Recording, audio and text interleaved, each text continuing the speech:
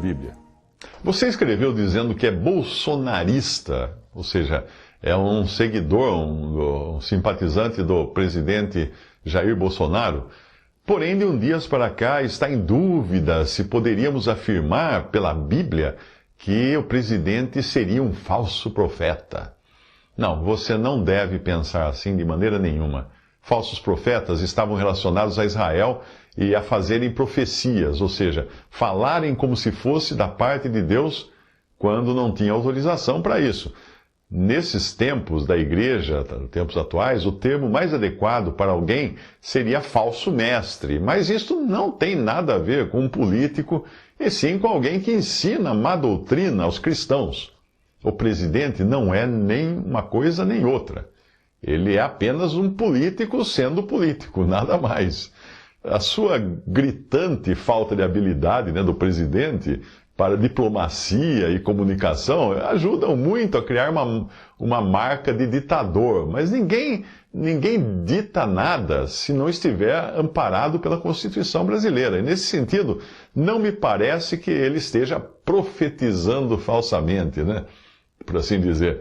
Ao cristão não compete nem criticar o presidente como autoridade, mas submeter-se a ele, como também as demais autoridades que Deus colocou sobre nós, desde o presidente até o bedel da escola que toca o sinal e você obedece, entra ou sai da sala de aula. O erro está em cristãos se envolverem em política, tomarem partido contra ou a favor e colocarem as suas esperanças em um homem, achando que ele irá resolver todos os problemas, o que fatalmente acabará em decepção como a sua. Quando o líder da nação troca os pés pelas mãos e aí não dá certo tudo. Para o cristão, envolver-se na política, ou mesmo na oposição aos ditames das autoridades, é totalmente contrário ao ensino das Escrituras, que apenas nos ordenam respeitar e nos submeter às autoridades. Todo homem esteja sujeito às autoridades superiores, escreve Paulo em Romanos, porque não há autoridade que não proceda de Deus. E as autoridades que existem foram por ele instituídas, de modo que aquele que se opõe à autoridade resiste à ordenação de Deus, e os que resistem trarão sobre si mesmos condenação, porque os magistrados não são para temor quando se faz o bem, e sim quando se faz o mal. Queres tu não temer a autoridade? Faze o bem, e terás louvor dela, visto que a autoridade é ministro de Deus para o teu bem. Entretanto, se fizeres o mal, teme, porque não é sem motivo que ela traz a espada, pois é ministro de Deus, vingador, para castigar o que pratica o mal. É necessário que lhe estejais sujeitos, não somente por causa do temor da punição, mas também por dever de consciência. Por esse motivo, também pagais tributos, porque são ministros de Deus, atendendo constantemente a este serviço. Romanos 13, de 1 a 6. Então, não tem como um cristão se opor à autoridade. Antes que você me pergunte, certamente alguém vai perguntar, A obediência à autoridade é até onde elas não exigirem que você faça algo contrário à palavra de Deus. Então, se a autoridade disser para você sair por aí invadindo propriedades, incendiando lojas, espancando quem se opuser ao regime, você deverá se negar a fazer isso, porque você estaria indo contra o modo de andar de um cristão que é ordenado por Deus, que é a autoridade que está acima das autoridades. Se as autoridades disserem que você não deve pregar o evangelho, como fazem governos islâmicos, budistas, socialistas e comunistas em alguns países, então, mais uma vez, você estará livre da obediência, porque você recebeu uma ordem de uma autoridade mais elevada, que é o Senhor, não é? O próprio Senhor, para evangelizar e para ensinar a palavra. Conjuro-te, pois, diante de Deus e do Senhor Jesus Cristo, que há de julgar os vivos e os mortos, na sua vinda e no seu reino, que pregues a palavra, instes a tempo e fora de tempo, redarguas, repreendas, exortes, com toda a longanimidade e doutrina, porque virá tempo em que não sofrerão a sã doutrina, mas, tendo comichão nos ouvidos, amontoarão para si doutores conforme as suas próprias concupiscências, e desviarão os ouvidos da verdade, voltando às fábulas. Mas tu sê sóbrio em tudo, sofre as aflições, faze a obra de um evangelista, cumpre o teu ministério. 2 Timóteo 4, versículo 1. E trazendo-os, os apresentaram ao conselho, agora uma passagem de Atos, não é? E o sumo sacerdote os interrogou, dizendo: não vos admoestamos nós expressamente que não ensinasseis nesse nome? E eis que encheste Jerusalém dessa vossa doutrina e quereis lançar sobre nós o sangue desse homem. Porém, respondendo Pedro e os apóstolos, disseram: mais importa obedecer a Deus do que aos homens. Atos 5, 27 a 29. Também nos é dito para orarmos pelas autoridades, independente de que partido sejam e nem a ideologia que professem, nem se forem ateus, não importa, para que não só tenham sabedoria no governar, mas principalmente para que se convertam a Cristo e sejam salvas. Veja a passagem.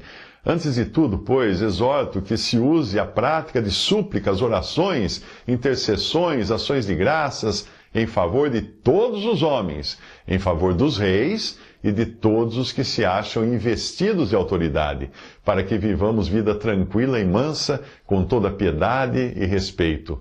Isto é bom e aceitável diante de Deus, nosso Salvador, o qual deseja que todos os homens sejam salvos e cheguem ao pleno conhecimento da verdade. 1 Timóteo 2, de 1 a 4. Portanto, não cabe ao cristão se envolver com assuntos deste sistema que vão além de orar pelas autoridades e crer que as que estão ali no poder foram colocadas por Deus, pelo próprio Deus que inspirou Daniel a escrever a seguinte passagem: seja bendito o nome de Deus para todo sempre, porque dele é a sabedoria e a força. Ele muda os tempos e as horas. Ele remove os reis e estabelece os reis. Ele dá sabedoria aos sábios e ciência aos inteligentes. Ele revela o profundo e o escondido, e conhece o que está em trevas, e com ele mora a luz. Daniel 2, de 20 a 22. Acaso você viu os discípulos e apóstolos se intrometerem no corrupto governo judaico e também no governo romano, que dominavam local e globalmente na sua época? Não, nunca. Nunca você viu. Mas antes que você fale de João Batista, entenda que João Batista fazia parte do judaísmo, não do cristianismo. E nem fazia parte da era da igreja, que é algo totalmente diferente de Israel. Israel era um povo vivendo uma teocracia e com promessas na terra. Fazia todo sentido, então, João Batista cobrar do seu governante mais direto, que era Herodes, para que desse o exemplo segundo o que ensinava a lei mosaica e não se envolvesse em adultério. Mas João, então, foi preso e decapitado por essa intromissão no governo. Porém, a igreja não tem o mesmo papel que tinha um judeu como João para com seu governante dentro do judaísmo. A igreja também não desfruta de qualquer promessa de bênção e prosperidade aqui neste mundo, como os judeus, que tinham essas promessas de herdar um reino terrestre, e não celestial. O reino para a igreja é celestial. Para a igreja foram prometidas bênçãos espirituais, mas no que tange a terra, as promessas são apenas de tribulações e dificuldades, porque a igreja é estrangeira e a cidadania do cristão é celestial. Lembre-se de que ao nascer de novo, você recebeu uma nova certidão de nascimento, onde não consta brasileiro, e sim celestial no campo cidadania, ok? Quer entender sua posição? Procure se imaginar como um turista que estava no aeroporto esperando embarcar de volta para sua casa, quando foi surpreendido com a notícia de que todos os voos foram cancelados por causa de uma pandemia. Bom, agora você é um expatriado que terá de morar no aeroporto por um tempo ainda indeterminado, até tudo voltar a funcionar e um voo levá-lo de volta para sua pátria. Enquanto isso, é melhor você encontrar um cantinho no aeroporto para esticar as pernas e tentar viver só de pão de queijo e água, enquanto você ora pelas autoridades do país onde está vivendo provisoriamente, para que não decidam prendê-lo por algum motivo, ou então por você querer se intrometer na política e nos assuntos daquele país que não é o seu. Cabe aqui a anedota que eu gosto até de contar para ilustrar esse tipo de pensamento.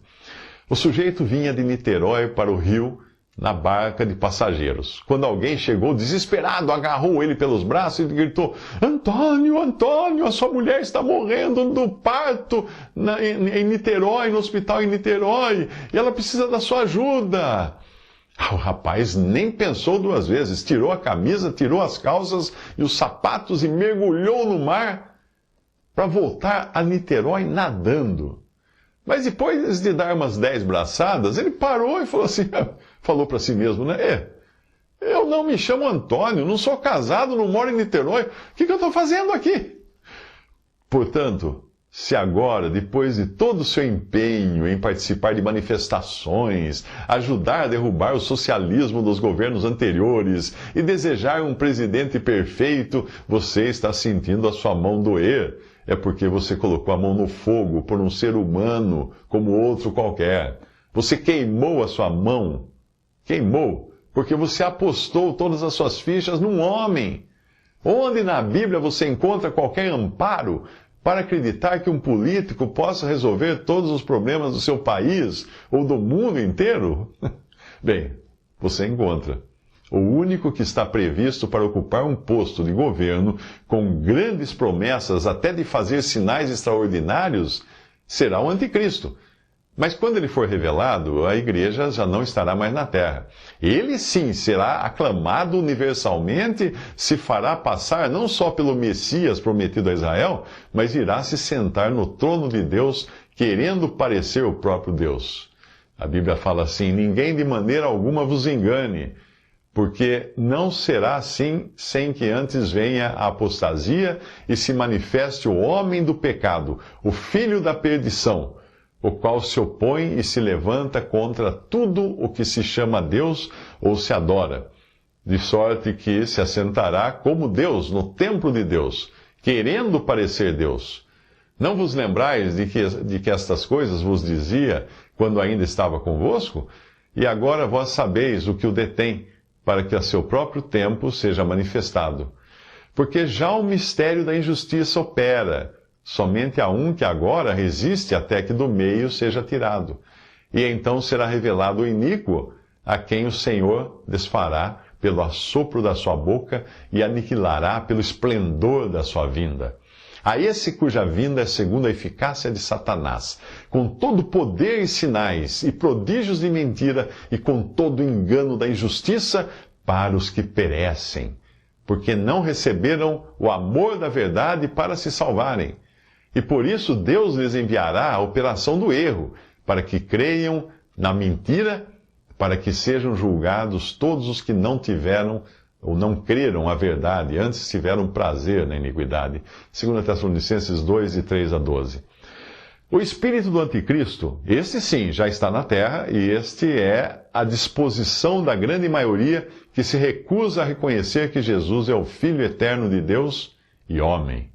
Não se iluda por alguns se intitularem cristãos, porque ser cristão num país como o nosso dá até mais votos. Ou você nunca viu político ateu indo à missa e a cultos evangélicos em tempos de eleição? Acaso você não viu isso? Por isso eles deixam em paz, os políticos deixam em paz até os notórios crápulas do mundo religioso que vivem de enganar o povo e tirar seu dinheiro. Pois quanto mais seguidores eles tiverem, maior o número de votos que um candidato consegue se for amigo deles. E é sempre mais fácil convencer um eleitor, que seja o pastor, né, que tem poder de influenciar uma multidão, do que sair por aí convencendo um a um. Então, quanto à sua decepção por ter colocado suas esperanças em um homem, eu espero que tenha aprendido a lição. E saiba que não existe conserto para esse mundo que expulsou daqui o Senhor, o Príncipe da Glória, pregando-o numa cruz. Nem adianta você colar um adesivo no vidro do seu carro dizendo que feliz é a nação cujo Deus é o Senhor e o povo que ele escolheu para a sua herança, Salmo 33, 12, porque essa nação é Israel. E o povo que ele escolheu para a herança, que o Senhor escolheu para a herança, é Israel também na terra. Herança na terra, e não a igreja, com herança e aspirações celestiais. Assim diz o Senhor: maldito o homem que confia no homem e faz da carne o seu braço e aparta o seu coração do Senhor, porque será como a tamargueira no deserto e não verá quando vem o bem. Antes morará nos lugares secos do deserto, na terra salgada e inabitável. Bendito o homem que confia no Senhor, porque será como a árvore plantada junto às águas, que estende as suas raízes para o ribeiro, e não receia quando vem o calor. Mas a sua folha fica verde, e no ano de sequidão não se afadiga, nem deixa de dar fruto. Jeremias 17, versículos 5 ao 8. Visite Respondi.